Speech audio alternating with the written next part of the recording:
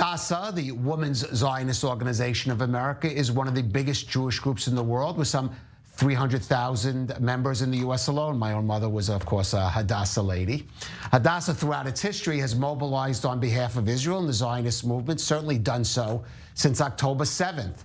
One of those initiatives is End the Silence, a global campaign which was just launched to unite people all over the world in speaking out against the weaponization of sexual violence by Hamas. Here to discuss that and other Hadassah initiatives is Carol Ann Schwartz, the national president of Hadassah. First of all, Karen, welcome to Israel and welcome to our studio. Thank you so much. And as I said before, Hadassah, the name speaks for itself, certainly in the Jewish world. Let's start, though, by talking most recently the End the Silence campaign. The End the Silence campaign, as you mentioned, we just kicked it off this past week around the globe. So most people think of Hadassah, they think of Hadassah in the United States.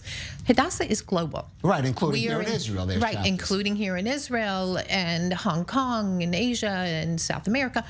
And what we've done is we are demanding justice. We are the voice for the women, for the girls who were raped, who were butchered, who were mutilated, who have no voice anymore. What Hamas terrorists did is unacceptable. For humankind, it is unacceptable. Everyone should be screaming about this. Everyone should be the voice of these women and girls. And we were meeting with hostage families, and they said now the concern is that the 19 women and girls who were there were worried. No one has checked on them. No one has given us proof of life. They might be pregnant. No one has done anything. These girls, every additional day that they are in the Hamas tunnels held by these terrorists as hostages, is another day they get raped. We are their voice. We sent the petition out around the globe. We sent it out across the United States, around the globe, saying sign the petition. Demand from the United Nations that they act. They have an independent group that does the investigation, and they stand up and they speak out with us that sexual violence against women during a war will not be tolerated, and it is against the law. And anyone who knows history knows that. And the fact that they are doing this, the fact that the United Nations took them a long time to say anything. Not just the United Nations. Hadassah's one of the oldest, I would say, just women's organizations, not just Jewish women. Yes. And of course, it has been brought to attention that many women's organizations on one might call the progressive scale have been reluctant or hesitant to speak out on this issue. Exactly. And what we said, we started from the beginning. We started from day one. We were walking through the halls of Congress. We went to the United Nations. I know when they're listening in the halls of Congress, when they quote me. That's when I know they're listening. And they have been quoting me, saying this is what Hadassah is doing. This is what they're speaking out about. We need to support them. And we're telling them you need to support Israel as well. It's unacceptable. So we sent this petition out 1 week ago. As you know, we already have almost 100,000 signatures from people from 105 countries. People are speaking out. They want their voices heard. And then on March the 8th, around the globe, on the same day as the International Women's Day, we will be having events around the globe.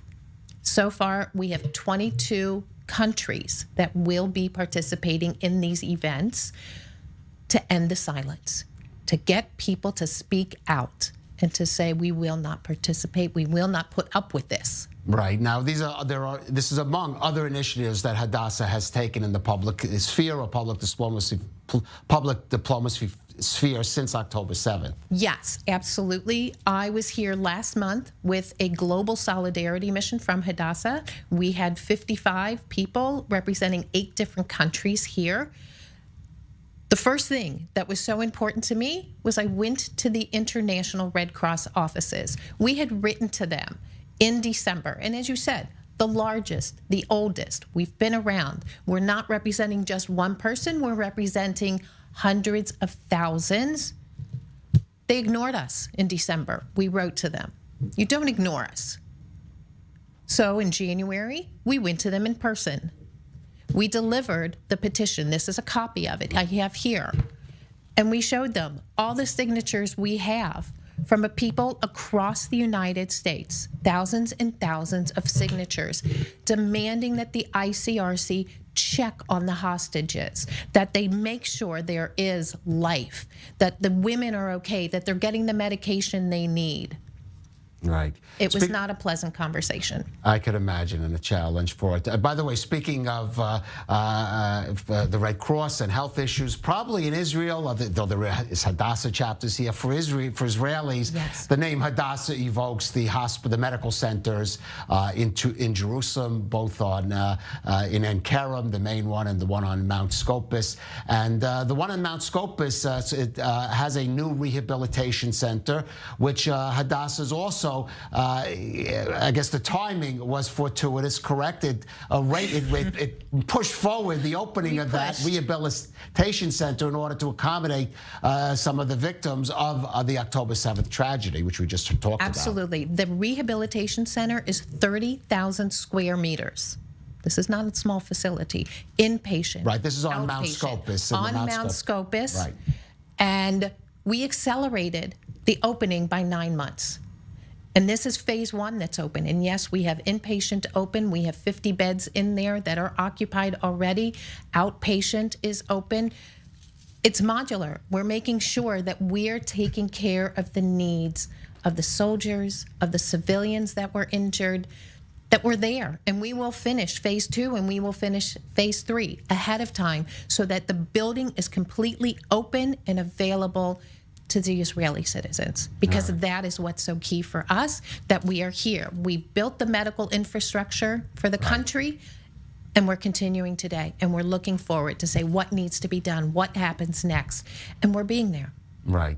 Now, Hadassah is a Zionist organization, and it's led by a personal example in many cases. I just want to ask you, I understand you have a son who lives here, who did serve in the IDF. You've been traveling around, and I want to ask you about that because your situation is that of many mothers and fathers living in the U.S., living outside, with children who are now living in Israel and serving in the IDF and serving in the country and helping out in many other ways during this quite difficult time. And maybe talk about that on both a personal level and on the bigger level of Hadassah supporting those people.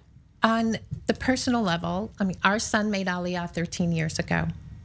He served in the IDF in Hadassah Kravit.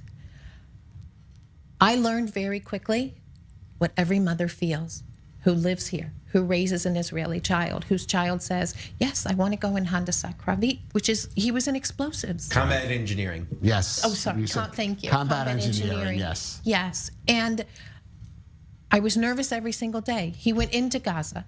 He was in Operation Protective Edge. I was torn up inside. I don't know how Israeli mothers sleep because I wasn't sleeping that entire time. I didn't know where exactly he was. I didn't know when he would be back. I just knew my cell phone is off and I can't talk to you right now, and I'll let you know when I can talk again.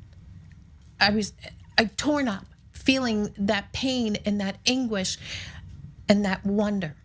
Will he be back? Will he be okay? Will the rest of the children be okay? Because these are all our children. Someone says, you know, how much family do you have in Israel? I say, I have 9 million family members that live in Israel. I worry about all of them. I especially worry about my son. I worry about the other sons. We had and daughters. And daughters, absolutely. And daughters now, and they are even more active than ever before. Absolutely. And they are heroes. And we have especially seen it through this war, how young women have stepped up and taken lead and made huge sacrificing and life-saving decisions immediately, not questioning, not thinking, but moving forward.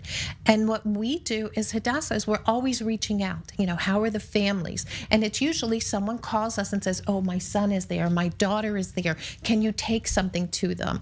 Absolutely. We know these kids, and a lot of them have come up through the youth group movements that we work with, and we want to make sure that they're okay, that they're taken care of, that they know here's a mom who's going to come and she's going to give them a hug. I'll invite them to Shabbos dinner, which my husband and I have done numerous times, just to let them know they're loved, And we want them to feel that love from home, 6,000, 10,000 miles away, even though mom and dad might be back there, but this mom is right here to give them that hug. I think you could kind of use that as a metaphor for Hadassah as an organization and Israel as its, in some ways, as its child. And Hadassah's done that for, of course, many, many decades. Doing it in, we should just objectively say, in quite a challenging environment now in the United States. I would imagine. And we have seen more women join our ranks and want to be part of our Zionist movement. They see the passion, they see the support that we give to Israel, but they also see the support that we give to each other. And that we talk to each other, that we share our information, we share our anguish. Well, all of that is certainly key. A crucial time for that kind of support. Carol Ann Schwartz, the national president of Hadassah, thank you so much for joining us in our studio. Thank you. And we encourage everyone to be part of our End the Silence campaign. And please sign the petition. We want to deliver millions if we could. I would love to see millions on that petition going to the UN. Carol Ann Schwartz, thank you so much.